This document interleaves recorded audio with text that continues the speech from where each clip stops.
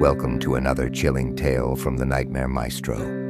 Tonight's story comes from a place where dreams are manufactured, where magic is crafted beneath a kingdom of wonder. But sometimes, the machinery of enchantment has a darker side. What happened to 3 marketing professionals during Mickey's not-so-scary Halloween party serves as a warning.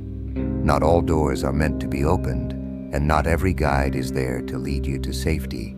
The conference badges hanging from their necks marked them as outsiders, but Sophie, Marcus, and Jasmine felt like they belonged. They'd spent the entire day at their marketing convention discussing brand storytelling, and now here they were, standing in the most iconic example of experiential marketing on Earth.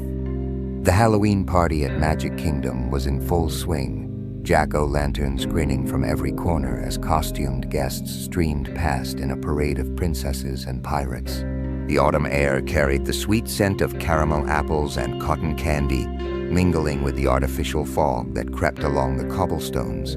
Sophie couldn't help but admire how seamlessly Disney wove their spell, every detail perfectly crafted to create an atmosphere of controlled whimsy. As a marketing professional, she appreciated the artistry behind it all, the careful balance of nostalgia and innovation that kept people coming back year after year. When the man in the pressed khakis and blue shirt approached them near the castle, his Disney name tag catching the light, Sophie assumed he was going to ask them to move along. Instead, he spoke in low, conspiratorial tones about the secret world beneath their feet. His eyes sparkled with an intensity that seemed at odds with his carefully cultivated Disney appearance as he described the legendary utilidor system, the underground network of tunnels that kept the Magic Kingdom running like clockwork. Marcus hesitated, his natural cautiousness surfacing as the man named his price for a private tour. It wasn't small, but they were 3 successful professionals with expense accounts and a burning curiosity about the inner workings of the world's most famous theme park. Jasmine already had her wallet out, always the most impulsive of the 3. As Sophie handed over her share of the cash, their guide's smile widened just a fraction too far, a hint of something predatory flickering across his features. But in the excitement of the moment, caught up in the prospect of seeing something few guests ever witnessed, none of them noticed how his fingers seemed to twitch slightly as he counted the bills, or how he kept glancing over his shoulder at nothing in particular. The service door was tucked away in an unremarkable corner of Tomorrowland, hidden in plain sight among the futuristic architecture. The contrast between the gleaming silver surfaces of the attractions and the utilitarian gray of the door created an odd dissonance, like a crack in the carefully maintained facade of the park. As they approached, Sophie noticed a discarded lanyard half buried in a nearby planter, the faded logo of last year's marketing conference barely visible on its weathered surface. Their guide swiped his card, and the heavy metal door swung open with a pneumatic hiss that seemed to exhale stale air from deep underground. The sound reminded Sophie of hospital doors, of places where sterility masked something less wholesome underneath. A rush of cold air struck their faces, carrying the sharp tang of industrial cleaners, the metallic taste of recycled air, and underneath it all, a musty sweetness that reminded her of old paper and forgotten spaces. The stark fluorescent lighting inside assaulted their eyes after the warm glow of the park above. The lights hummed at different frequencies, some creating a high-pitched whine just at the edge of hearing, others producing a low throb that seemed to pulse through the floor and up through their shoes. The temperature dropped several degrees as they stepped inside, and Sophie felt goosebumps rise on her arms despite the Florida heat they'd left behind. The air grew noticeably thicker, as if the oxygen was being filtered through layers of time and machinery. The walls were sterile white, stretching endlessly in both directions like the hallways of a hospital after hours.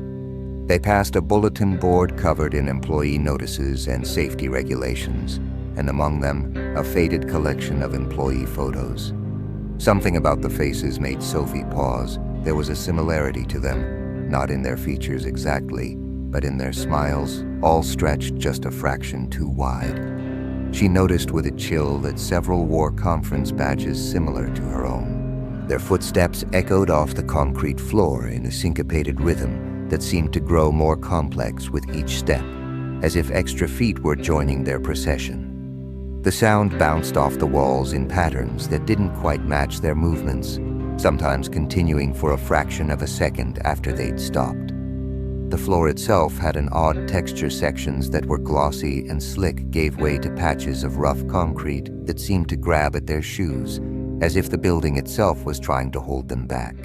Their guide led them deeper into the maze, his voice taking on an almost hypnotic quality as he spoke about Walt Disney's vision, about the innovative system that kept the magic running smoothly above their heads. His words seemed to hang in the air like visible things, distorting in the fluorescent glare. But something felt off about his delivery, as if he were reciting lines from a half-remembered script.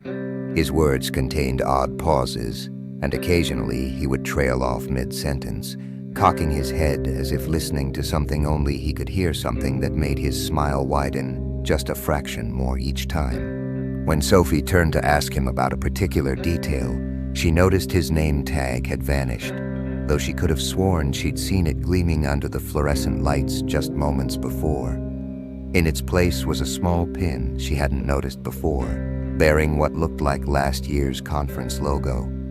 The revelation sent a chill down her spine, but before she could point it out to the others, their guide was already rounding another corner, his pace quickening almost imperceptibly.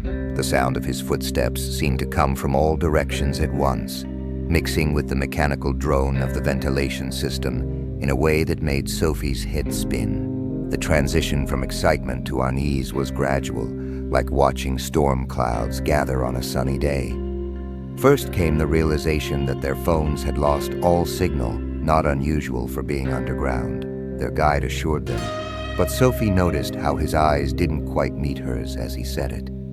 The screen of her phone reflected his face for a moment, and in that digital mirror, his features seemed to shift and blur, like a photograph being slowly erased. Then the corridors began to look increasingly similar, each intersection identical to the last, like a visual echo repeating infinitely. The white walls had subtle variations in texture, some sections smooth as glass, others pockmarked with tiny imperfections that, when Sophie looked closely, formed patterns like constellations. One section appeared to have faint scratches at about chest height, and among them, she could make out what looked like dates, each exactly 1 year apart. The distant hum of machinery grew louder, more insistent, taking on an almost organic quality that made Sophie think of massive lungs breathing somewhere in the darkness. The sound changed as they moved through different sections, sometimes a deep, steady throb that resonated in their chest cavities, other times a high-pitched whine that made their teeth ache. Occasionally, they would pass through spots where all sound seemed to die completely, creating pockets of silence so absolute they could hear their own heartbeats. The temperature fluctuated wildly as they walked. Some corridors were ice cold, their breath visible in pale clouds, while others were uncomfortably warm, the air thick and syrupy in their lungs.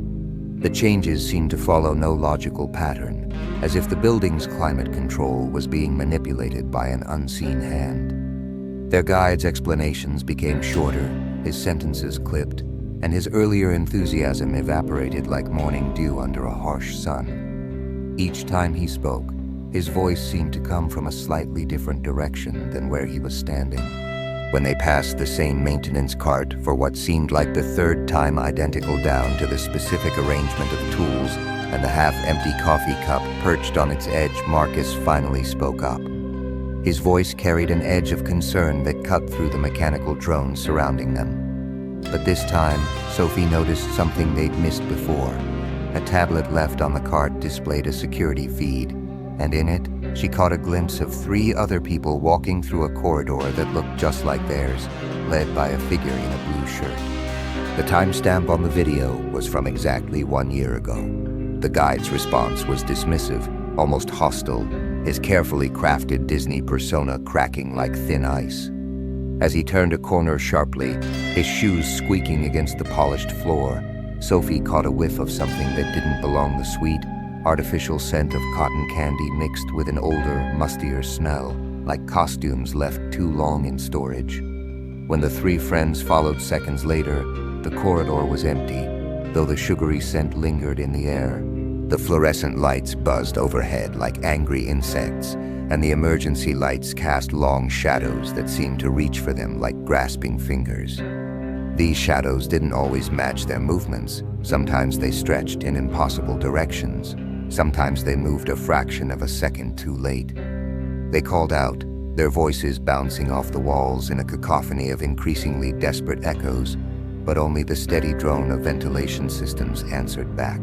The sound seemed to be laughing at them now, a mechanical mockery of their growing fear, and in its rhythm, Sophie could almost make out words. Welcome back, welcome back, welcome back.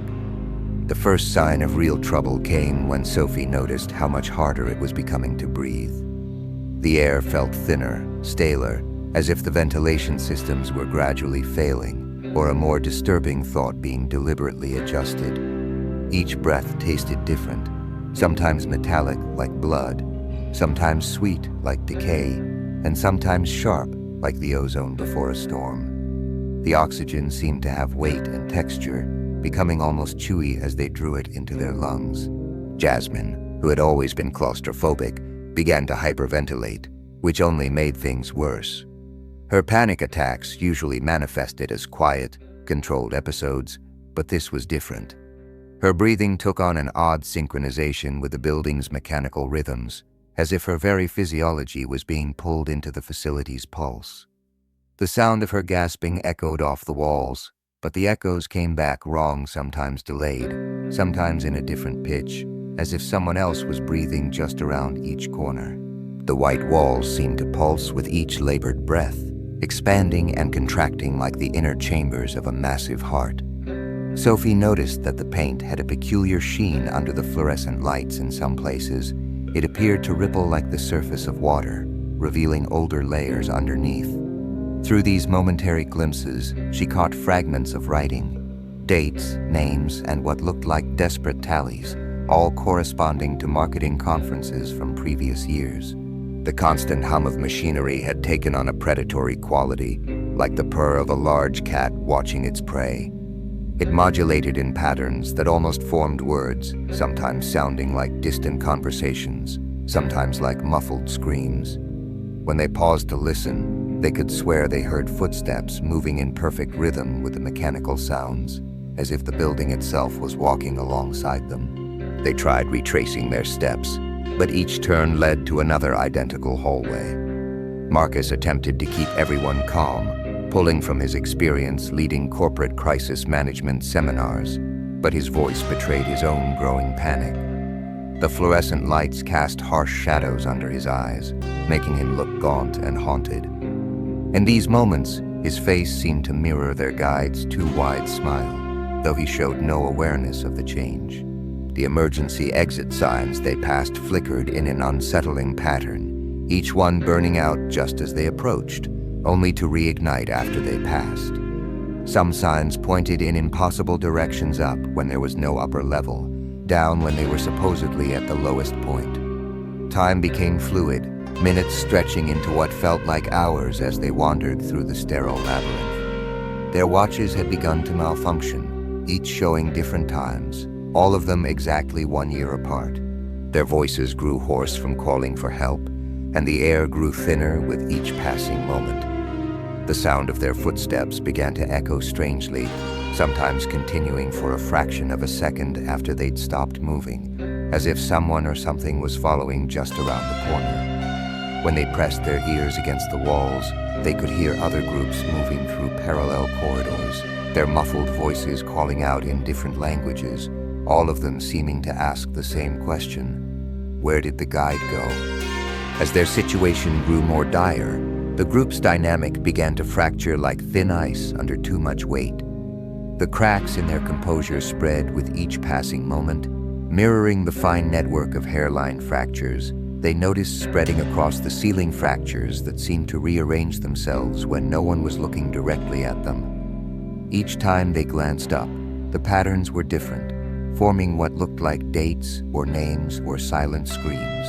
Jasmine accused Marcus of getting them into this mess, by not speaking up sooner, her words coming in gasps between panicked breaths. The sound of her voice had changed, taking on harmonics that shouldn't have been possible in the enclosed space. When she spoke, her words echoed back in different voices, each one sounding like a different version of herself from different points in time. Marcus blamed Sophie for being so eager to hand over their money to a stranger, but his accusations were punctuated by strange pauses, moments where his mouth continued moving but no sound came out, as if parts of his speech were being edited out in real time. Sophie remained silent, her marketing-trained mind trying to rationalize how they'd been so easily manipulated, how they'd fallen for what now seemed like obvious red flags. As she pressed her hand against the wall to steady herself, she felt vibrations forming patterns beneath her fingers' Morse code. She realized with growing horror, spelling out the names of others who had come before them. All marketing professionals, all during conferences, all exactly 1 year apart. The arguments echoed off the walls, consuming precious oxygen they couldn't afford to waste. The air had become almost gelatinous now, each breath requiring more effort than the last, as if they were trying to inhale honey. The emergency lights flickered with increasing frequency, each momentary plunge into darkness lasting a fraction of a second longer than the previous one. In these moments of blackness, the darkness seemed to have weight and substance, pressing against their skin like cold, wet velvet.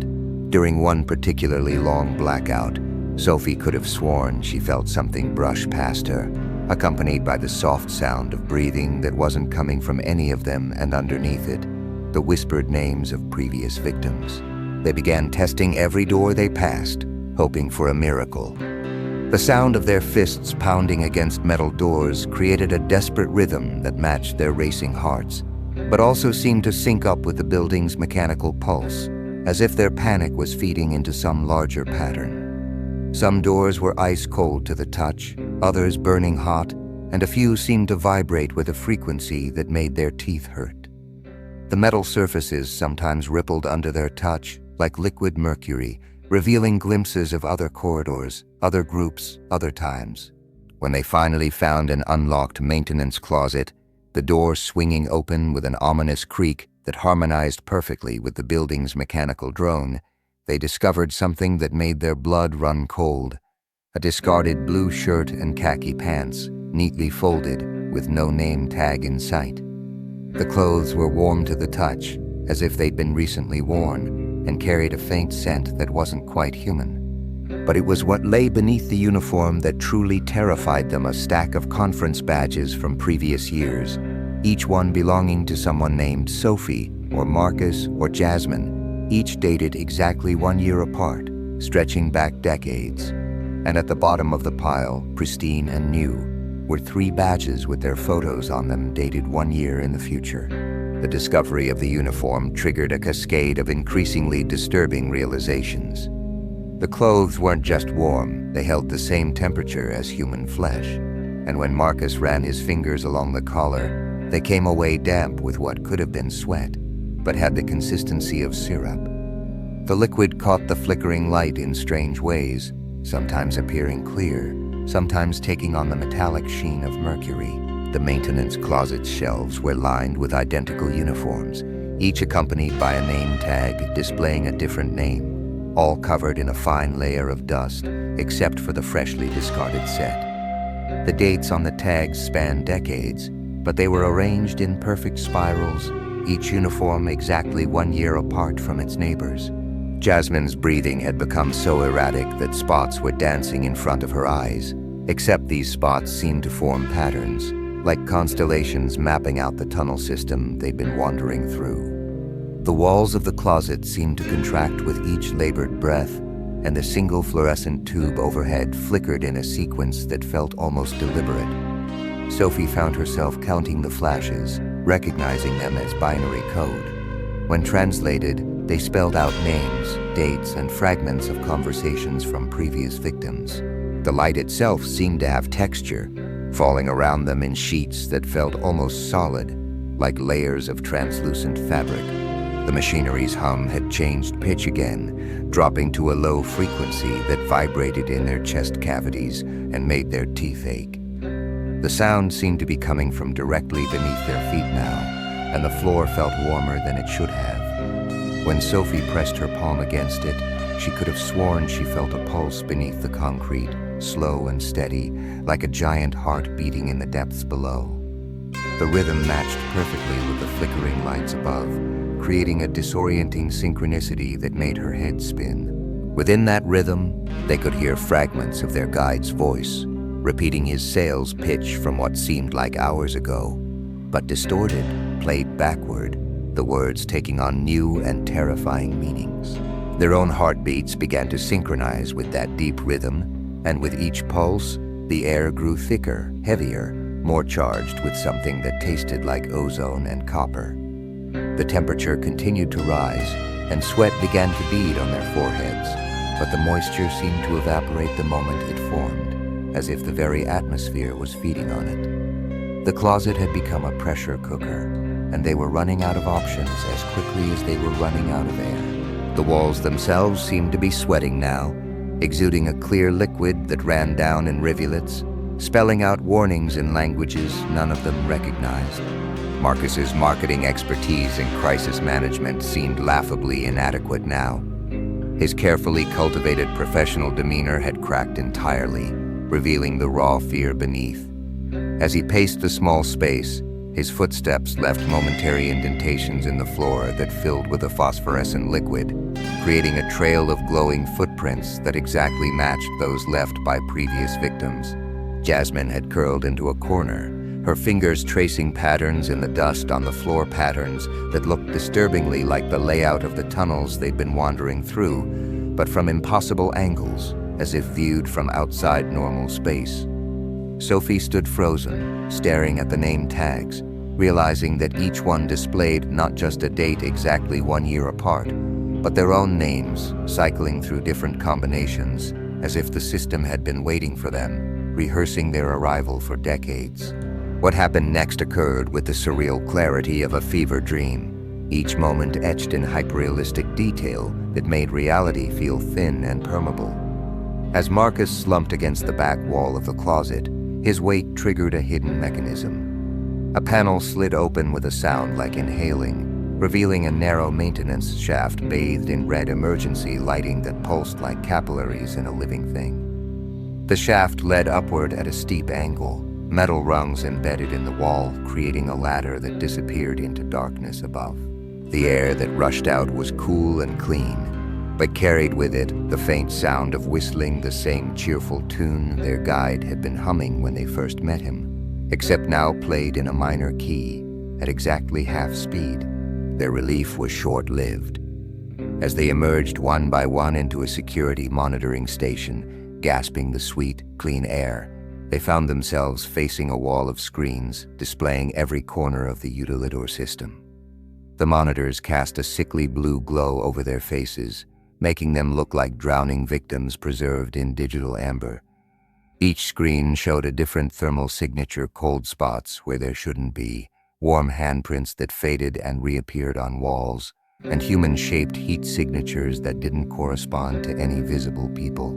With trembling hands, Sophie rewound the footage from their entry point.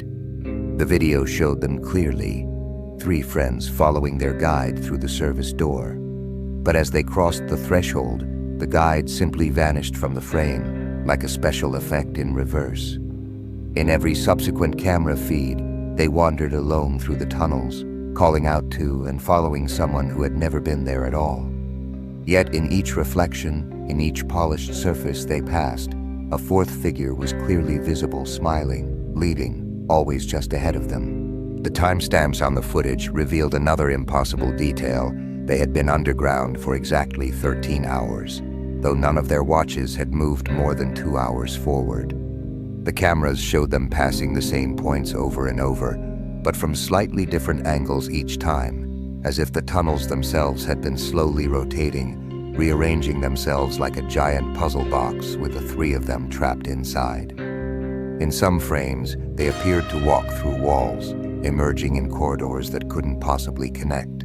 The timeline itself seemed to bend and twist, showing them simultaneously in multiple locations, their past and future selves crossing paths in impossible ways.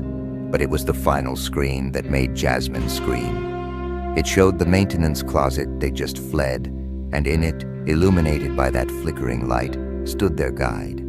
He was facing the camera now, his Disney smile stretched impossibly wide, and as he removed his name tag, his face began to change, features shifting like smoke in the wind. With each shift, his face cycled through different versions of themselves: Marcus, Sophie, Jasmine, and then through the faces of countless others who had come before. Next to him, neatly folded on the shelf, was a fresh set of clothes identical to what Marcus was wearing.